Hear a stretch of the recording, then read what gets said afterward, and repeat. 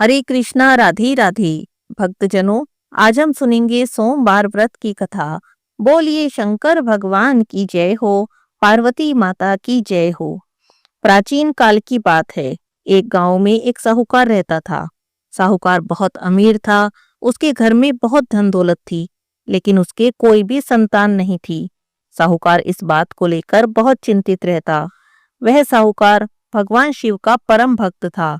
भगवान शिव को प्रसन्न करने के लिए हर सोमवार का व्रत करता। व्रत के दौरान भगवान शिव और माता पार्वती की पूजा करता। शाम के समय प्रदोष काल में शिवलिंग पर दीपक जलाता। साहूकार की इस पूजा अर्चना को देखकर माता पार्वती उस पर प्रसन्न हो गई और उन्होंने भगवान शिव से कहा, हे प्रभु, यह साहूकार आपका परम भक्त है। हर सोमवार को विधि विधान से आपकी पूजा करता है और व्रत करता है। मुझे ऐसा लगता है कि आपको उसकी मनोकामना पूरी करनी चाहिए। जब भगवान शिव ने माता पार्वती की ये बात सुनी तो वे कहने लगे, हे गौरी, ये संसार एक कर्म क्षेत्र है। जैसे एक किसान अपने खेत में बीज बोता है, कुछ समय के बाद उसे एक पेड़ मिलता है, उसी तरह संसार में हर व्यक्ति जैसा कर्म करता है उसे वैसा ही फल प्राप्त होता है। भगवान शिव ने कहा, गौरी, इसके कर्मों के अनुसार इसके भाग्य में संतान सुख नहीं है। लेकिन माता पार्वती नहीं मानी। उन्होंने भोले भंडारी से दोबारा आग्रह किया और कहने लगी, हे नाथ, आप जो कह रहे हैं बिल्कुल सच है, लेकिन फिर भी आपको इसकी मनोकामना पूरी करनी चाहिए। यह आपका परम भक्त है। अगर आप अपने भक्तों की इच्छा को पूरा नहीं करेंगे तो आपके भक्त आपकी पूजा आराधना ही क्यों करेंगे। माता पार्वती के बार बार आग्रह करने पर भगवान शिव ने कहा, यह साहूकार बहुत धनवान है। इसके कोई औलाद नहीं, कोई पुत्र नहीं, इसीलिए सदैव चिंतित रहता है। इसके भाग्य में संतान योग नहीं, पर तुम्हारे कहने पर मैं इसे पुत्र प्राप्ति का वरदान देता हूँ, लेकिन वह पुत्र केवल 12 वर्षों तक जीवित रहेगा। भगवान शिव ने रात्रि में साहूकार को सपने में दर्शन दिए और कहा कि उसे जल्दी ही पुत्र रत्न की प्राप्ति होगी, लेकिन उसका पुत्र दीर्घायु नहीं, बल्कि 12 वर्ष में ही उसकी मृत्यु हो जाएगी। यह बात को सुनकर साहूकार प्रसन्न भी हुआ और दुखी भी हुआ, लेकिन साहूकार ने भगवान शिव की पूजा अर्चना और व्रत करना नहीं छोड़ा। पहले की तरह ही व्रत और पूजा करता रहा। कुछ दिनों के बाद साहूकार की पत्नी गर्भवती हो गई। कुछ समय के बाद उसने एक सुंदर बालक को जन्म दिया। बालक के जन्म से साहूकार के घर पर हर्षोल्लास का माहौल बन गया, लेकिन साहूकार बहुत अधिक खुश नहीं था, क्योंकि उसे पता था उसके बालक का जीवन केवल 12 साल का है। लेकिन यह बात उसने किसी को भी नहीं बताई, यहाँ तक कि उस बालक की माता को भी नहीं। जब वह बालक थोड़ा बड़ा हो गया तो साहूकार की पत्नी बोली कि अब हमें इसका विवाह करना चाहिए, लेकिन साहूकार ने मना कर दिया और कहने लगा कि नहीं, अभी मैं इसका विवाह नहीं करूंगा, अभी तो मैं इसे पढ़ने भेजूंगा। साहूकार ने उस बालक के मामा को बुलाया, उन्हें कुछ धन दिया और बालक के साथ काशी जाने को कहा। कहने लगा, इसे काशी ले जाओ और वहां जाकर इसकी शिक्षा दीक्षा का प्रबंध करो। जब तुम रास्ते से जाओगे तो यज्ञ करते हुए जाना और ब्राह्मणों को भोजन कराते हुए जाना। मामा भांजों ने ऐसा ही किया।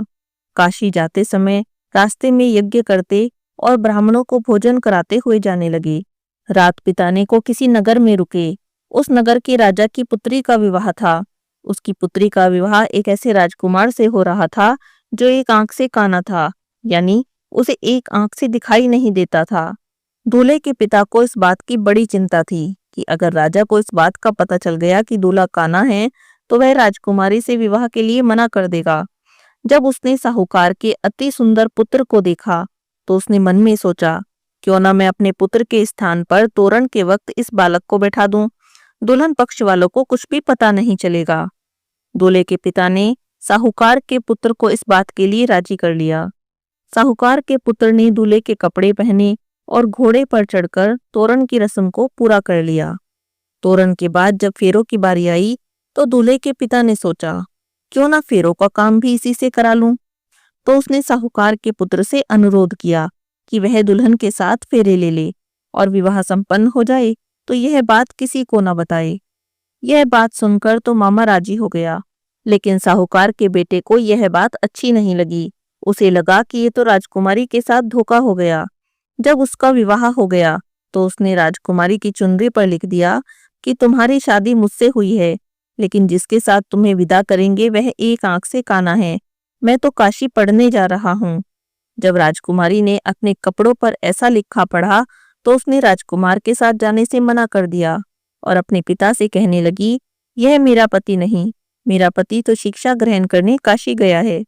यह बात पूरे नगर में फैल गई तो मजबूरी में दूल्हे के पिता को सारी बात बतानी पड़ी। इधर दुल्हन के पिता ने अपनी बेटी को भेजने से मना कर दिया। मामा भांजे दोनों काशी पहुंच गए। वहां पर जाकर बालक तो शिक्षा ग्रहण करने लगा और मामा ने यज्ञ करना शुरू कर दिया। इस तरह से कुछ दिन बीत गए। साहूकार का बेटा 12 साल का हो गया। जिस दिन उसका जन्मदिन था तो अपने मामा से कहने लगा, मामा जी, मेरी तबीयत तो कुछ ठीक नहीं, मुझे तो बहुत नींद आ रही है। तो मामा ने कहा, जाओ तुम अंदर जाकर सो जाओ।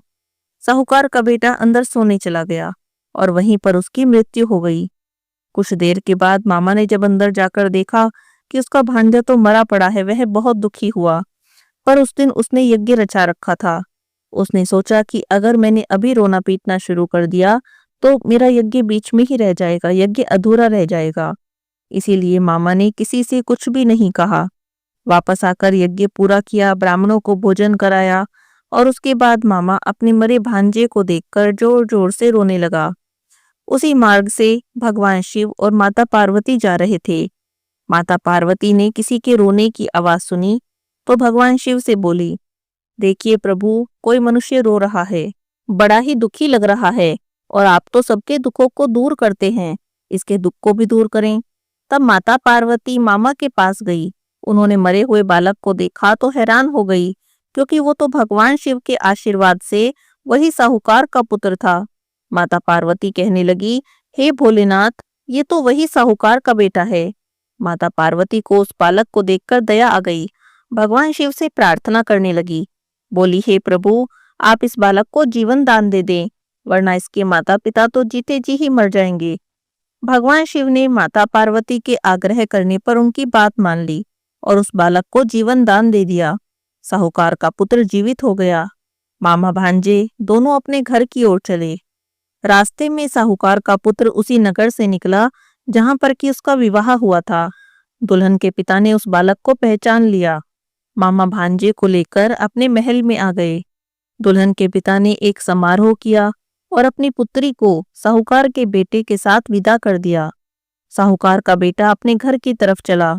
उधर उसके माता पिता अपने घर की छत पर बैठे थे और सोच रहे थे, अगर उनका पुत्र सही सलामत वापस आ गया तो हम नीचे आ जाएंगे, और अगर नहीं आया तो हम भी छत से गिरकर अपने प्राण त्याग देंगे।